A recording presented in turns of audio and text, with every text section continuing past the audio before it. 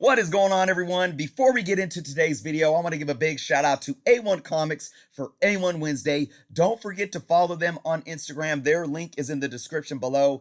They have live sales every Wednesday and Friday on the IG. Don't forget to check them out on Twitch every Thursday as well. And of course, they are on the Whatnot app. What is going on, everyone? Chris with Journals, Comics, and Pop Culture. Today, I'm going to share some books with you all that I picked up from a comic book store in Chico. Just took a road trip up north out to Chico this last weekend. I'm going to show you guys what I got. I did pick up an awesome key book, and then we're going to break down some numbers, and we're going to see, did I get a really good deal or maybe not? If you aren't subscribed to the channel, please take the time to do so. Check out all the links in the description below. But just let's get right into this bag of comics here. So it was Batcave Comics. Man, I don't remember the name actually at the top of my head. The receipt is here. Let's see. They Bat Comics and Games, out in Chico. Chico is a college town, Northern California, just a couple of hours north of Sacramento. I've never really actually been there.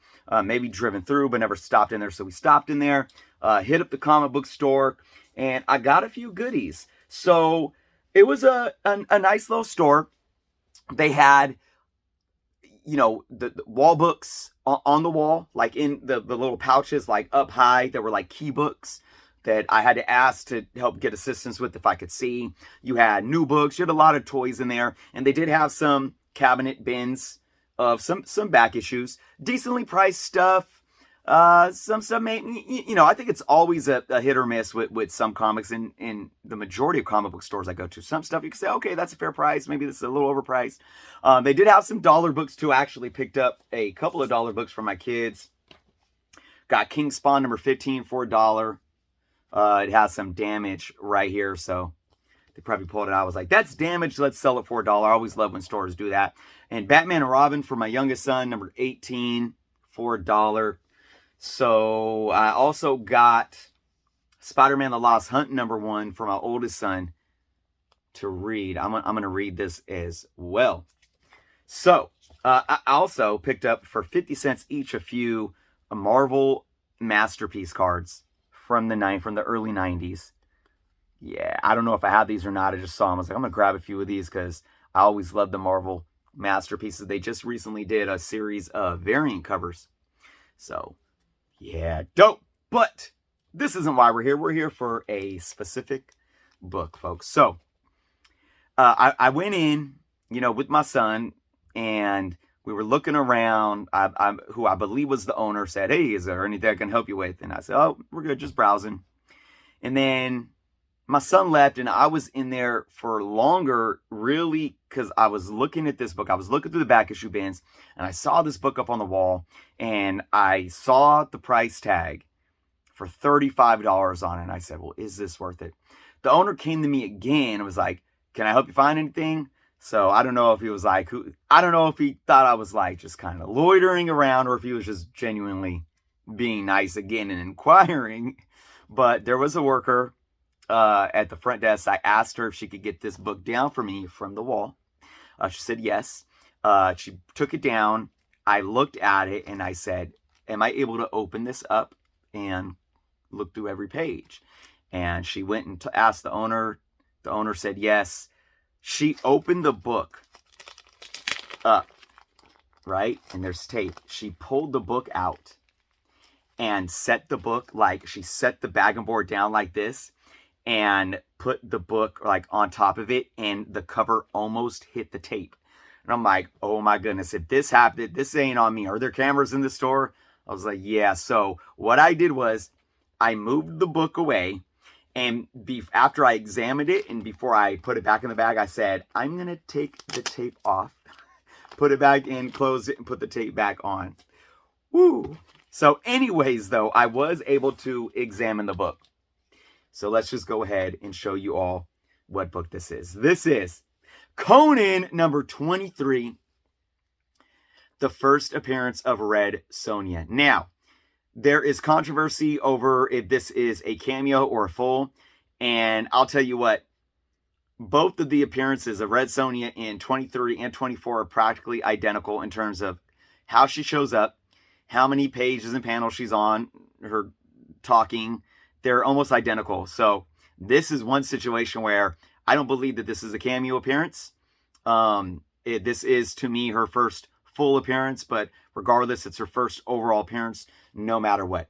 This was $35, right? So let's examine this book. The first thing you could tell is that there is waviness. Let's try to get some light on it for you all to see that. So, but of course, all of that waviness can and will be pressed out. Kind of hard to get. I don't know if you guys could see it right there with that light glare. All that can be pressed out, so that's solid. Now, the spine is not too bad. There's a slight spine roll that can be pressed out. And you got a few color-breaking spine ticks in there, but not that many. It's really the edge here that you can see the most damage, at least on the cover. That's pushed back, ripped and pushed up. You got some rips right here. You guys can see that. Right here, another little rip. And then, of course, some color breaking and blunting of the corner. And yeah, so a very more kind of brittle edge there. You look at the back, very similar. Just the edge is where most of the defects are at. Very kind of a brittle edge. This is a book that somebody might trim to get it nice and clean. But of course, I wouldn't trim a book. I'm not for restored books at all. I'd rather take a lower grade. So now I opened up the book and I looked at every single page. It is on the staples. There's a little bit of a rip spine, color breaking spine crease right here at the staple that rips in. So the staple is falling off, or the book's falling off the staple. The cover's falling off the staple a little bit. I don't know if you guys could see that, but it is fully attached still. Bottom one is attached nicely as well. But there was something with this book. I'm turning the pages. Pages are nice, you know, nice off-white, maybe a little bit of cream on the edges. So maybe cream to off-white. But I get to the centerfold of the book, folks. Maybe a little oxidate. No, that's not oxidation. I think it's just a shadow, actually, from the top staple. Maybe a little bit. Not rust, but just a little bit of that kind of gray wear from the staple. All right, so centerfold. I come to the centerfold and I see extra staples.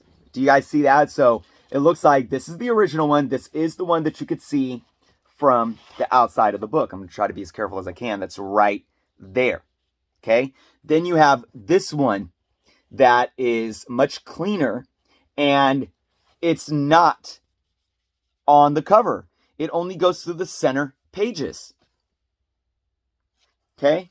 And then you got this right here. There is a little bit of oxidation. Now, what's really weird about this is I can't even tell what's going on here. You have what appears to be one prong, top prong, a lower prong, and then another prong. 3 staple prongs. So there's got to be another staple added up there somewhere. And actually what it looks like, maybe now that I'm looking at it even more, is that maybe that middle prong there is the top prong of this staple. So there's a bottom, a top, and then this actual top prong that you see here is actually a second staple where you can't see the lower half of it. Now here's the thing with this. No, actually I do think this is this is the whole staple. This is the staple that you could see through the cover, top and bottom. And then you got another prong down here. So it looks like another staple was added somewhere that doesn't pierce through the cover. And I don't know where the other half of, or the other prong is. So this is what I'm thinking, folks. This cover,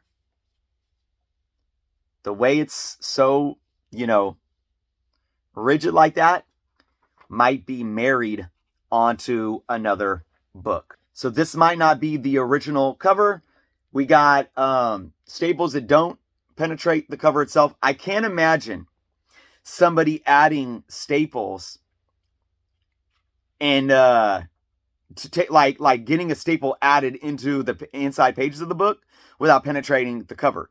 So either somebody took a book that already had staples in it, it was like a coverless book, and then they took this book and added staples back in to staple and marry the cover on. But here's where I question that because of this. If you were marrying a cover to a coverless book, why would you use dirty staples? Like I said, there's no rust on these, but there's definitely some oxidation. You saw that there's discoloration. Why wouldn't you use fresh staples? So I'm thinking that maybe this cover fell off of the book and they simply stapled the inside pages with new staples to get them together and then just put these back in, the original staples back in. I honestly don't know. It makes no sense to me. Now, I know that there's been manufacturer errors where an extra staple will show up, but for it to be stapled on the insides of the books, I don't know. I would love to hear all of your guys' comments below, letting me know what you think. Again, this second staple on the bottom is much more clean and in silver than these staples that are indeed dirty with a little bit of oxidation. So also the inner staples don't look like a standard staple that you would get from the store. I know there are different sizes. They do look like they are, the old comic book staples. I'm not a specialist though. I do not know for a fact, but I would love to know all of your guys' thoughts. Do you think somebody married the pages to a different cover? Do you think somebody was just trying to staple the inside pages because they were coming apart? What do you guys think? I would love to hear your feedback. So again, $35. Now, as is, without the staple issues, I would put this book at I would say a 3.5. I would say a 3.5. If I pressed it up, maybe a 4.0, but just this brittleness in the chipping, I don't see this book getting higher than a 3.5. I don't. Maybe even a 3.0, to be honest. Now, I mean, just looking at the chipping of that cover, maybe even a 3.0. But I would put it with the press still anywhere between a 3.0 and a 4.0. But then you add those staples and the issues of the staples in. Does that give it a green label for being incomplete, or if it is married? Would it give it a purple label if it's indeed added staples or something like that? If somebody was trying to restore the book, is it going to knock the gray down if it wasn't married or anything like that, or consider restoration and it's just an added staple? Is it a manufacturing defect? Those are the things you got to take into consideration. So again, $35 for this book. I want to know your thoughts in the comments below, but I am going to add more context right now. We are actually going to go pull up recent sales and do a little bit of digging on the value of this book currently. All right, everyone. So here we are looking at coverprice.com at Conan number 23. And what do they say here? First appearance of Red Sonja. Big shout out to Cover Price. They're not adding no cameo in there. Anyways, let's look at these recent sales for this book. We're going to go down. I like how they break down the range of raw books. Now, keep in mind, when they take in the raw sales data, when you see these grades, this is basically from eBay sales where the sellers on the listing state the grade.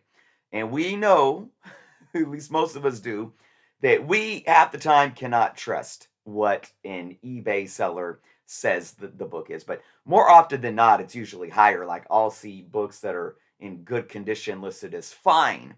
So again, it's taken with a grain of salt, rough estimates. But if we look here, remember what I said for this book. I thought if we don't include the staple situation, that book could be, depending with the press or not, 3.0, 3.5. I really, I don't know if it could hit a 4.0, but the 3.0 to 4.5 range, fair market value is sitting at 125. But let's even go down to good. It's sitting at about $85. It's 1.5 to 2.5. So just looking at that, you could say, well, Chris, I think you got a good deal for the 35. But again, take it into consideration. Is this book considered restored with those staples? Would it get a restoration? Is it a married cover? I don't know those things. Now, if we look into the graded books, 3.5 average is sitting at $64 right now, with the latest sale back in July at $71. Look, we had a 4.0 in July sell for $70. So not very, I don't know what this 4.5 200 is. That's an outlier because you can see every grade above here is much lower. And even if you go to recent sales, I mean, you got a $30 book here. It says low grade raw on eBay. And I mean, you got a 5.0 selling for $91. A 5.0 for $91. So it makes me a little concerned about what I paid for this book. Now let's go into the raw data just to see more specifics here. Going all the way down to the low grade. So let's look at good 1.5 to 2.5. I mean, we got one that recently sold just about a week ago for $93. It was raw in that 1.5 to 2.5 range. October we had one sell for $70. Look at this. In July we had one sell for $115, but then you get one for $40 here, $66 here, going back into last year. But what's really interesting is if you go in, again, we're going to go into graded comics. All right, let's go down to 4.0s here. So we have one in June selling for $70. So why people were paying about just that much for a good raw book, supposedly, then this individual was, and then this individual was in the $70 range here during that same time, like this last summer. Very, very interesting. So this book, again, look at this. We have, this is last year. So, and then this is 4.5 in August sold for 200 and in March sold for 200. So let me tell you my thoughts on what I think this is. We had a casting. You know, we had a Red Sonja, what was it, a series or a live action film, right? And we had a casting for the character, I think somewhere around the summer. So that could have made some of those raw books sell for what they did because of that hype. But overall, looking at what I paid for it, I think this book is definitely going to continue to increase in value over time because it is an awesome Bronze Age key comic of a very, awesome character in my humble opinion. I collect even her Dynamite runs.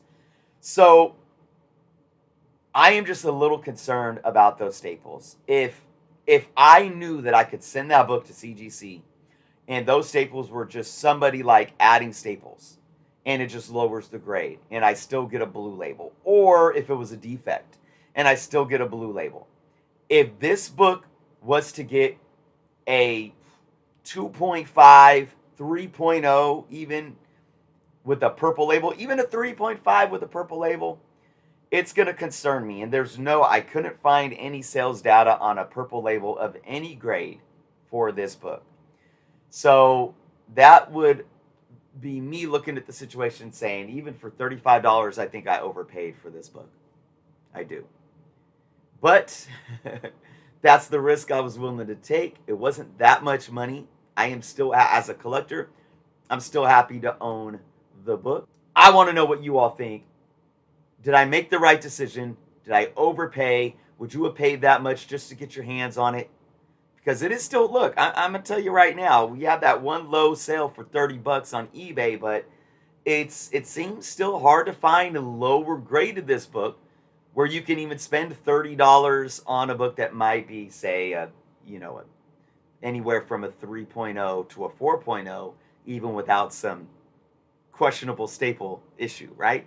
But I want to know your thoughts. Did I make the right decision? Would you have purchased the book for what I did?